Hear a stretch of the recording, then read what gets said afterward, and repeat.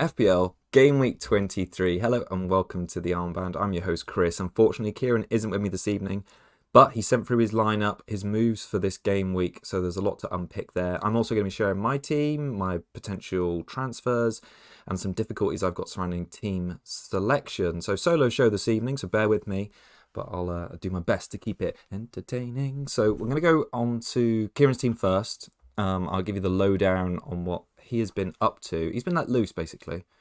From what he said after the Game Week 22 game between Man City and Man United, he was just sick of owning Foden.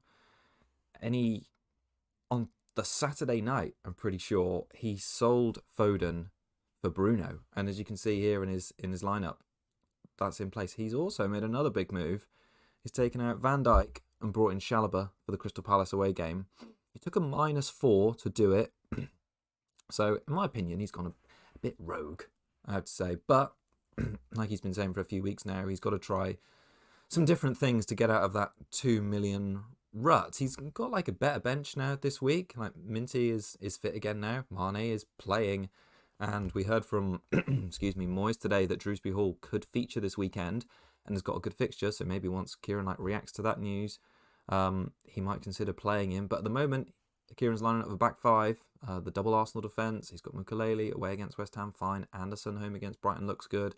Chalobah, I think he's the second highest scoring defender now this season, but he's the sixth highest owned defender. He's got great fixtures on the horizon. I like that Kieran's gone early on that. I feel like the Crystal Palace game is a good one, especially considering Mateta's latest comments. Gay's obviously left. Glasner's on the verge of a mental breakdown. So I like that move.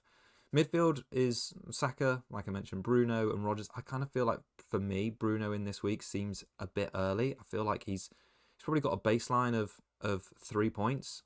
Maybe 4 points because of DEFCON. But yeah, I'm not sure if I see a return in that one. And then up front, Haaland and Etitike. In terms of Kieran's reasoning, he basically said what I've told you there. He's sick of Foden, and he was sick of Van Dijk as well. And he was, because he wasn't getting any points in the decent fixtures. He had no faith, basically, they were going to produce in the easy games coming up. He just liked what he saw a lot from Bruno in that game against Arsenal, and he seems like he's only premium worth the price, which, to be honest, I agree with. I just feel like the entry point for me this week is a bit of a crud one with that Arsenal away fixture. But I think Kieran's team looks good, and once the next game week rolls around, already having Chalobah and Bruno in place, I feel like he's already set up quite nicely for game week 24. The main other big decision it looks like he's going with is Etitike captain, and I'll talk more about Haaland when I preview my team, but I kind of see the reasoning behind that. He needs a differential captain. A lot of people will obviously be going Haaland this weekend. I quite like the Bournemouth away game. It was an open game at the beginning of the season, game week 1. Etitike returned in that one. I think he might have got a goal and an assist. So yeah, don't mind his reasoning for that captain at all. I just hope the hit pays off for him. Otherwise, next Tuesday's show is going to be a difficult one. Right, so I think that's pretty much all I can say about Kieran's team, really. And you can comment on whether you think it's good or not. I hope he has a good game week. So this is my team here. So double Arsenal defence in Raya and Gabriel. I've still got Hall, who's been a gem for me recently. Some really good returns since I bought him, I think 4 game weeks ago. He's basically got, I think he's got 4, 6, 4, 9, which is fantastic. I'm playing Ballard, perhaps maybe surprisingly over Anderson. I think Ballard's DEFCON hit rate is much higher than Anderson's. So I like him there, and I also think Brighton are a better team than West Ham, so I could see Brighton scoring 2. I'm not sure if I can see West Ham doing that. So and I'd say Ballard's got a whole heap more goal threat than Anderson, far more shots, or let's say most likely headers in the box so far this season. So quite happy with that pick. The midfield for me at the moment is feeling a bit meh. So I've still got Semenyo from when he was at Bournemouth. I think this game week and the Spurs game in game week 24 is fine because he can't play UCL. So in a way, he's a tiny bit of a differential. Rice I've been, very happy with. He was rested in UCL, unlike Saka, who played more minutes, which is going to be even more frustrating for FPL owners. So if I own Saka, I'd just be a bit fed up with that by now. Like premium price tag, and you can't even guarantee the minutes. Whereas Rice, far cheaper, guaranteed minutes, has been decent for attacking returns and defcon. So yeah, I think for me Rice is like the clear Arsenal mid pick at the moment. Foden is obviously the talking point this week. He came off at halftime against United, presumably because Pep was unhappy with his performance. He started against Bolo Glint. City were awful by all accounts, and he was like one. I think he was the only player who got replaced by Marmoush on the 60th minute. So my plan with Foden at the moment is to start him, because I kind of expect him going to play. He's basically started every game since game week 4. If there's a leak that he's not starting, I would probably rather swap in Rodgers than Anderson, even though Rodgers is second bench at the moment. I just feel like there's slightly more fun upside in that. And I don't think it's worth selling him this week, because next week I'm likely to sell him for Bruno. I don't really rate Bruno's game this week. I think it's probably more likely that Rodgers could return against Newcastle than Bruno could return against Arsenal. Maybe I'm wrong there. But we will see. Enzo Lefebvre, it's maybe a bit of, I hope it's not after the horse has bolted. So I didn't start him last week when I planned to over Thiago, and he returned. It's the first game of the game week away against a poor West Ham side. Does it feel right to bench a player in the number 10 role who's on penalties in a good fixture?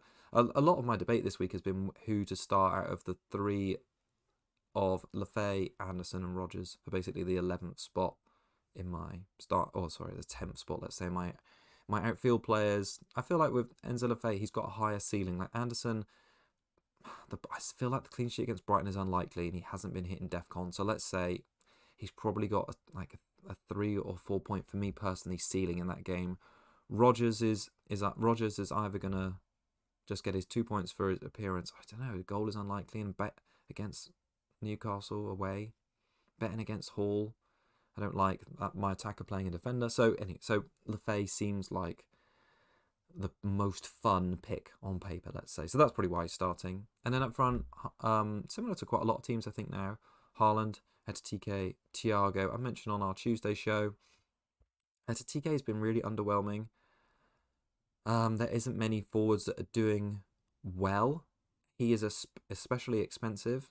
If I had more transfers going into game week 24, I would absolutely consider downgrading him and switching to a 3-5-2 with Bruno and Enzo in there. But for this game week, he's an absolute hold against that Bournemouth side that have been quite ropey at the back, let's be fair. And then Thiago in my team against Forest, which I think Forest have been, since Dyche has come in, like one of the better teams for expected goals conceded. They're not as good away, but I quite like that matchup for them. And Brentford have been a solid side on pens. I'm not going to bench him at home against Forest. So yeah, I think my squad looks good. Like it in another week, if there wasn't if there wasn't doubles in this half of the season, it would be like a questionable bench boost game week. My bench looks fine. Dubravka at home against Spurs seems fine. Rodon away against Everton, that looks okay. So it looks like a fine bench boost. Expect a bit like last week, I might have some points on the bench, but yeah, I've just I've got to pick an 11, and this is what I'm going for. And then on captaincy, I mentioned I was going to talk a little bit about it. There's been a lot reported, which is really interesting. There was even a BBC News article earlier today about Haaland's exhaustion, let's say, and there's only one striker in the Premier League, in Mateta, who's played more minutes or more games than him so far this season. So I can understand that he's probably due a rest, but Pepper's had plenty of chances to take him off early recently, and he just hasn't done it. Or in the Exeter City game, he played 45 minutes, probably didn't even need to play at all. The Bolo Glint game, they were down 3-1, I think, by the 60th minute when they took off Foden.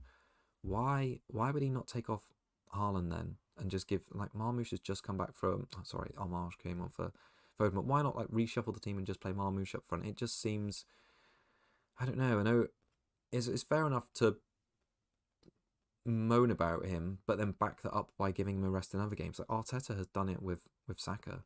I think the City squad is strong enough to cope given the resource they've got in that attack. I know they've got a lot of injuries, but they're mainly in defence. So my expectation for Haaland this weekend is he probably plays about 75 to 80 minutes against Wolves. He's not missed a game, or he's not been benched all season in the Premier League. They need to win. I can't see it happens against Wolves, to be honest. And Wolves are decent. Last 4 game weeks, they're one of the top teams for expected goals conceded. So on that point, I can sort of see why people are gravitating towards Enzo this week from Foden, because he's guaranteed to start, and Palace have been far worse for expected goals conceded last 4. So yeah, my triple City, heading into that Man United game, I felt quite bullish about it because Man United have been really poor against Brighton in the FA Cup.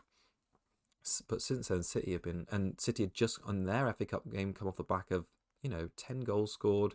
Admittedly, the opponents were far worse, but you would think and they would come off a 2-0 away win against Newcastle which is a really tough place to go. So they'd scored a lot of goals, and then coming into that Man United game to blank and then look so poor in the Champions League.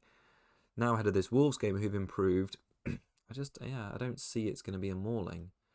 But I kind of think it would be silly now to sell one of those attacking players on the chance it's not. One of the projected goals and clean sheet odds, which I'll share on screen now, it's like one of the highest all season at home against Wolves, 2.78 expected goals in that game. I don't know if I fully agree, 3 goals maybe. So yeah, so that's where I am. And captaincy, I'm probably likely going to keep it on Haaland. It just seems the safe pick. I don't see him getting benched. Etitike will be my vice. I think that Bournemouth game will be open. Yeah, so that's where we go. I did mention on the show the team selection video last Thursday that I thought I didn't like having 3 eggs in one basket with captaincy in the first game of the game week, and it's gonna happen again this one. But hopefully the returns are a little stronger than the 5 points I got from the 3 of them last week. We will see. So anyway, that's all from me this game week. I think Kieran will be back. Well, I'm sure he will be back with me next Tuesday. Any comments you want to pop on the video about your team or either our teams in general, please do. I will get back to as many as possible. I hope you all have a great game week. Enjoy the football, and we'll catch up again next game week. Bye-bye from me.